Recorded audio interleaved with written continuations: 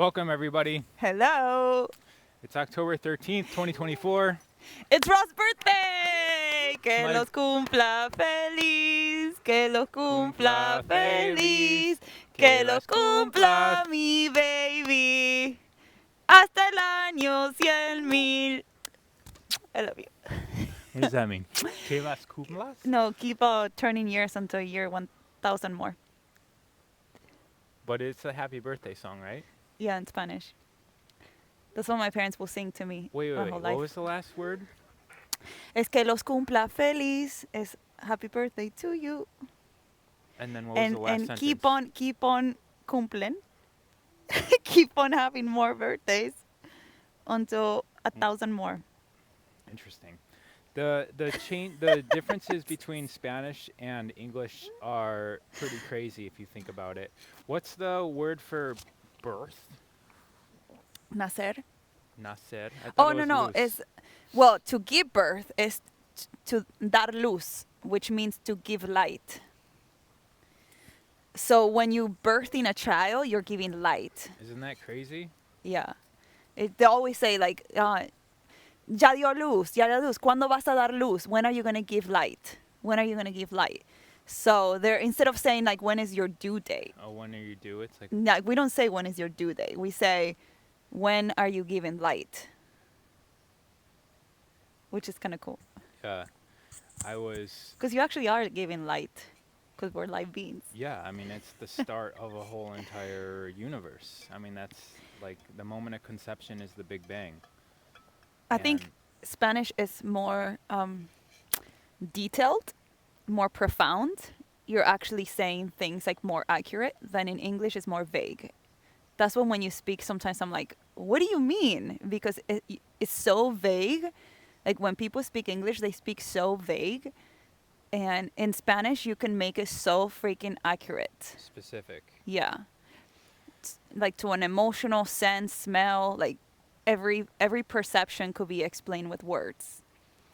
So I am so used to living life like that. I'm going to ask you for an example of that, but just to preface that, if you think about some of the really old languages like Sanskrit or even Hebrew, Sanskrit is sung. There's not even spaces in Sanskrit. It's a singing language, and there's not even really anybody nowadays. It's not spoken anymore. There might be people that can sing it, but it's not a spoken language that's used to transmit ideas. And the older the language, the more that the actual sound equals the thing that it's intended to transmit. Mm-hmm. So, for instance, in English, the word for leaf doesn't signify. It's a symbol, but it's not. It doesn't have the essence of a leaf. But the older the language, the more close those things are. And when you just said English is vague, so the newer the language is used for rule, and English is spread throughout the world to keep people in order. And if you just have a language that gives directions, that's essentially what English is good for. It's good for directions. But if you look at Spanish and English, Spanish has masculine and feminine for essentially every single word. So that's another dimension that would be like, that whole dimension of masculine, feminine is taken away from English speakers like myself. Yeah, actually, you just say leaf. So in Spanish, leaf is hoja. Hoja, Hoja. And this is hojotas. and I is ojo. Ojo. Yeah, but we say hojotas because this is a big leaf. Oh, that's cool. So the So- sandal is a big leaf. Yeah. Wait, so otas is like the opposite of ito? Hojotas. Ojotas, does that mean big thing? Big leaf. No, but you know. Ojotes means big eyes. But if you say ojo, tito. Ojo is like be careful. When you Okay. say ojo, it's like open your eyes, like be careful. Does that make sense? Yeah, go back. So I'm asking because I know that if you add ito to the end, it means little. So you're saying big leaf. What did you add to the end of it? Ota. So if you add ota instead of itu, does that mean big versus little? Well, yeah, ito is ojito. Hojita means little leaf. Ojota means big leaf. Okay. But it doesn't apply to everything. You can't say muñeco ohat. You can say Ota. muñequito or muñecote. Okay. So it that changes. Yeah. So it depends the word. It's so different for every word. So you kind of have to learn more words. Yeah. So the specificity would be important if Hmm. you imagine us having access to different dimensions or different spaces. So the people that granted civilization to the humans on this planet would come from interdimensional or interterrestrial travels. And if you're traveling through dimensions, you would need very specific language. You wouldn't just say something like fast. There would be a word that would explain exactly what type of fast that would mean. And even Sanskrit has, uh, I think it's like 275 different words for love Mm. because there's, and I actually have a book. It's called The Little Book of Love. It's either 175 or 275 or 250, something like that, where it has all these different versions of love because the more dimensions that we can experience life or windows of perceptions we can experience life through, the more specific the language would need to be. Yeah, it's so cool. Even the way that like, I call solar muñeco, right? Or I can say mi cielito lindo. It's very common. It's like, ¿Cómo estás, mi cielo? Like, if you see like an older lady, we should say, "How are you, my sky?" Or Cielo "How are you, sky. my sun?" Like sun, sol. ¿Cómo estás, mi sol? Like, we always refer to people with nature names as well. Like, I wouldn't go to the store and say, "Oh, how are you, my sky? How are you, my sky? How are you, my sun?" In But in English, you wouldn't. Spanish, you will. Like, if you go to a store, you can see, ¿Cómo estás, mi cielo? So, like, you refer to people with names of the sky. Even animals too, right? Like, isn't uh, I guess you can put it what here. is horse a Caballo. isn't that kind of like what you would call like a man in some circumstances? Caballero. Yeah. So So, caballero is a gentleman. I guess it comes from the horse because a caballero. But no, caballero means somebody that opens the door for you when you get in the car, that, helps you through everything, that pulls the chair when you sit down. That's a caballero. So, hombre y caballero. So, you can make the difference. If you say, "Oh, él es un caballero," and you say, "Hey, he's a caballero," you know that that guy is a gentleman. hmm. And do you speak any other languages? A little bit of Italian because I grew up with my Italian family. My grandma still barely speaks Spanish. She still speaks and refers to me in Italian. So I understand everything, but I grew up in Argentina. So I always spoke Spanish. I only spoke Italian in the house. And just from this 10 minutes of conversation, I obviously know you, right? But even in this last 10 minutes, I've learned a little bit more about how language can give you another lens to look at life from. And so, from your experience of actually knowing two languages fluently, how would you explain to someone who only knows one language what your perception is of knowing two fluently and a third kind of versus like how would you imagine only knowing one language? I think it lacks romanticism because other languages are more, because you have more words to describe reality, it's more romantic because it's more profound. So you can express more profoundly in other languages. there's actually a scientific study that proves that people that speak multiple languages have multiple personalities attached to that language. Mm-hmm. So I even spoke to, Attached to the different languages. yeah. So when I speak Spanish, I'm a whole different person than when I speak English, because when I speak Spanish, I am nicer, I'm more loving, more open, more flowing. I would say more empathic, because the language allows me to access those emotions through my communication. When I'm in English, I'm more short, I'm more close, I'm more empty in many ways because I don't have the capacity to express myself. And this is the version of you I get. Yeah.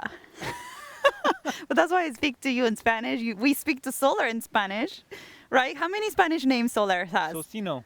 Solcino, muñeco, mi amor, mi chiqui. Yes, our dogs have like Solcito. 100 names. Solcito. Muñequito, ven, ven, bebe. Soli. So yeah, it also typically you don't really learn a second language living in the country that you speak the language, right? You typically learn the second language when you're fully immersed in a different culture. That's how you learn the best. I mean, I know my family in Argentina, they are learning English, but when they speak English, it's like so different. Yeah. You know, it's like book English. It's not practical. So if I learned Spanish better than I know it now, then we would have. There would be a different me and someone who you already know. Yeah. But a different you that I don't know. Yeah. Having a relationship. Yeah, like everything. Like every single Spanish song that I listen, they're all romantic and they all talk about the earth and the nature and the love. Mm-hmm. You know, so when you speak, like when you listen to music in Spanish, you're even more open. You know, it's a different feeling when you listen to music in English. You're like in this aggressive state. It feels like English always puts me into that aggressive state. Just from the themes of the songs. Yeah, what the song says, the rhythm, you know, Yeah. everything is like boom, boom. Yeah, definitely the rhythm, for sure. But even the theme, there's a study, I don't remember who did it, where they took the participants and just had them stare at a tree. Literally just stare at a tree. And then other participants were staring at a building. So a man-made object, which is very American, and then a tree, which is very, let's say, like if you just think about South America, there's jungle everywhere. Everything's, I mean, there are definitely cities, but they're still very connected to nature. And same thing with even in Europe. People are walking as opposed to driving, so there's a connection to the world.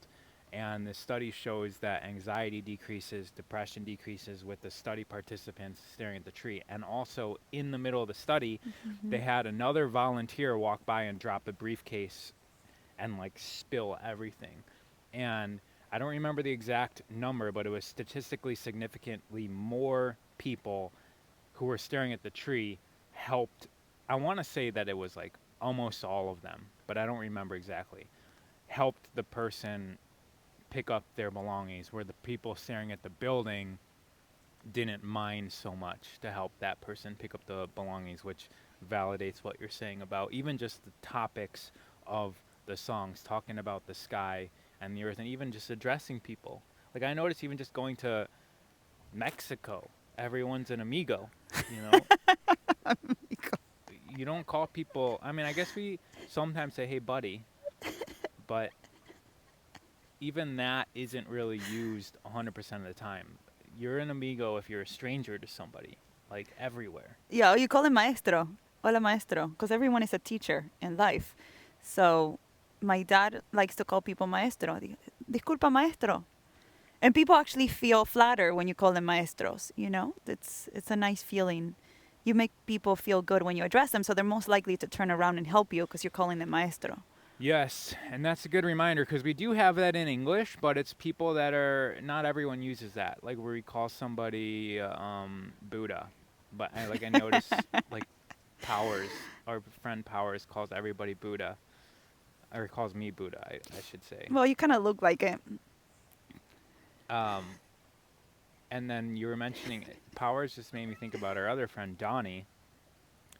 He learned Spanish in the Caribbean, Hmm. and so remember when he spoke Spanish to you, he was like like Flamboyant. it kind of reminded me of like Aunt Jemima energy.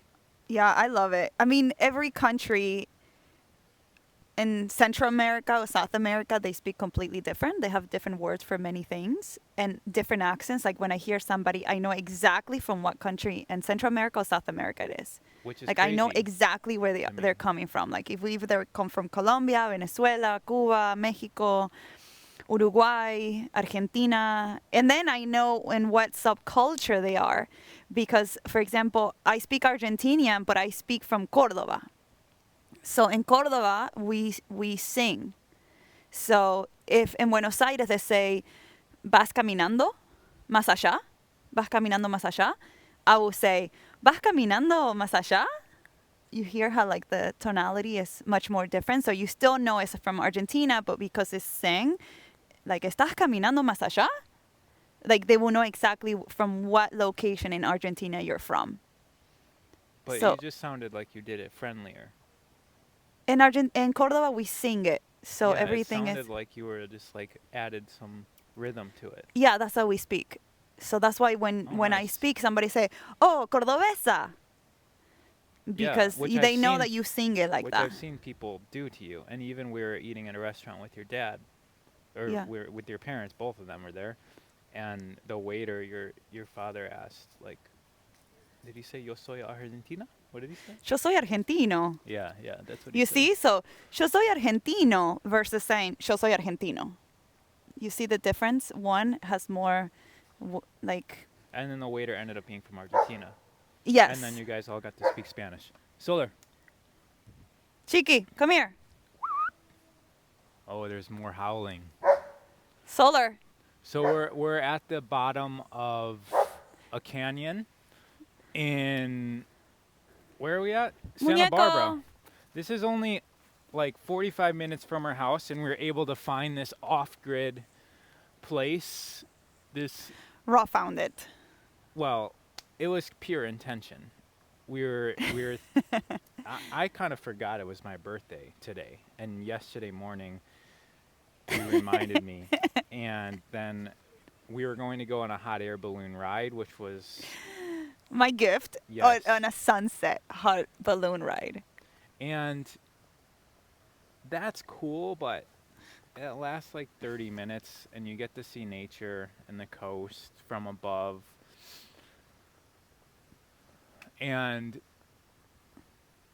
for whatever reason, we really wanted to go somewhere as well. And so we were looking at places to go. Mostly when I think about going out into nature, I'm always thinking about water. And so Yeah. I'm looking for places that are around water. We live walking like ocean view. We can walk to the Baby, ocean. below it. It's your birthday. Come on. Happy birthday to you. Happy birthday to you. Happy birthday, dear Raw. Happy birthday to you. Woo! Is that incense? No, it's a stick. It smells like it though. It's a stick. Because I forgot the candles in the kitchen counter, so I was like, oh, Raw Earth will blow a stick. So just to give everyone watching some practical how we Baby. find places like this. So first I look for cities with hot springs. You know, we know some of them, and then you look at the driving distance, and a lot of times, depending on where you live, it can be hours away. And then there's Airbnb, so you look at Airbnbs by them. And then there's Hip Camp. So a lot of people don't know about Hip Camp. HIPCAMP.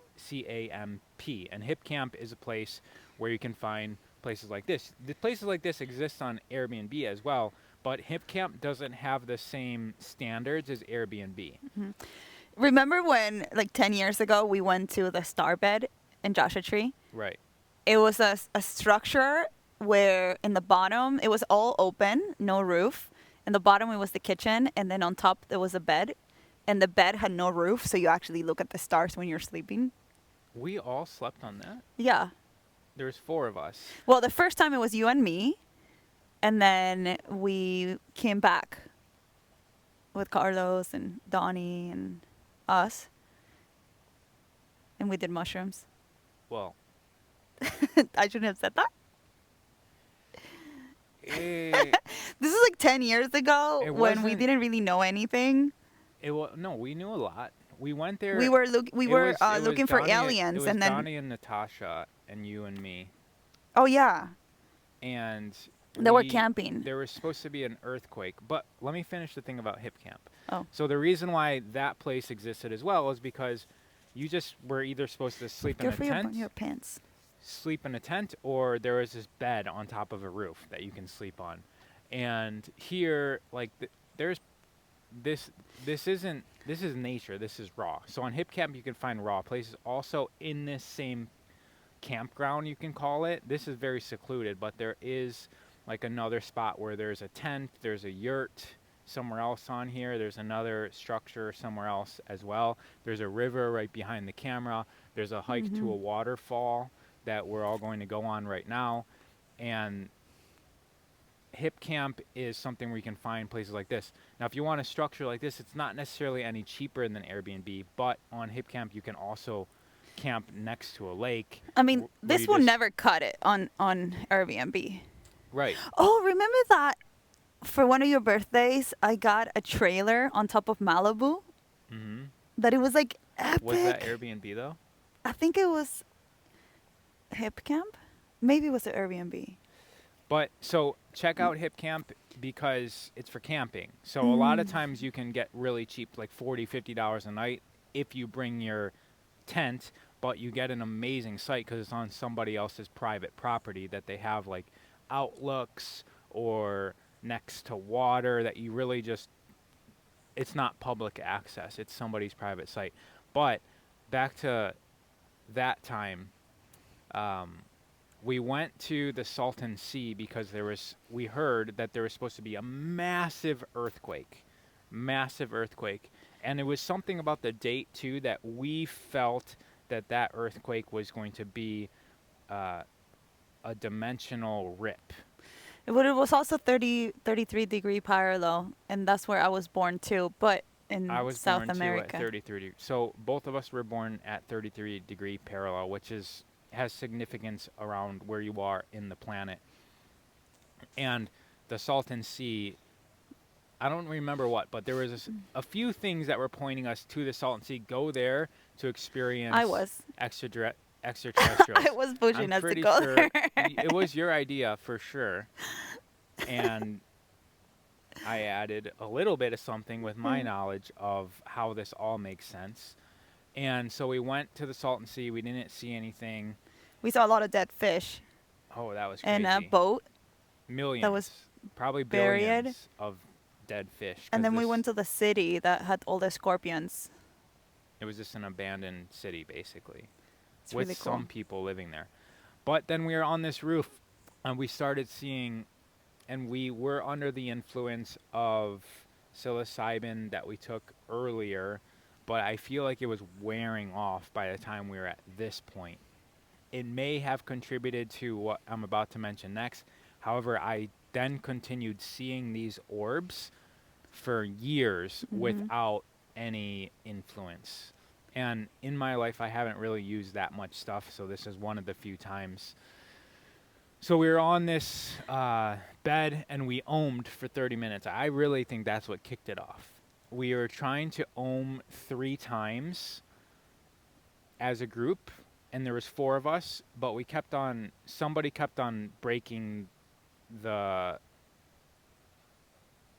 flow, and so it lasted 30 minutes because somebody would laugh or somebody would mess up, and so we ohmed for 30 minutes straight, and then all of a sudden, I think the reason why we stopped is because we started seeing orbs that were the size, and this is real, all of us saw it, and it happened for about 2 hours. We were watching these things.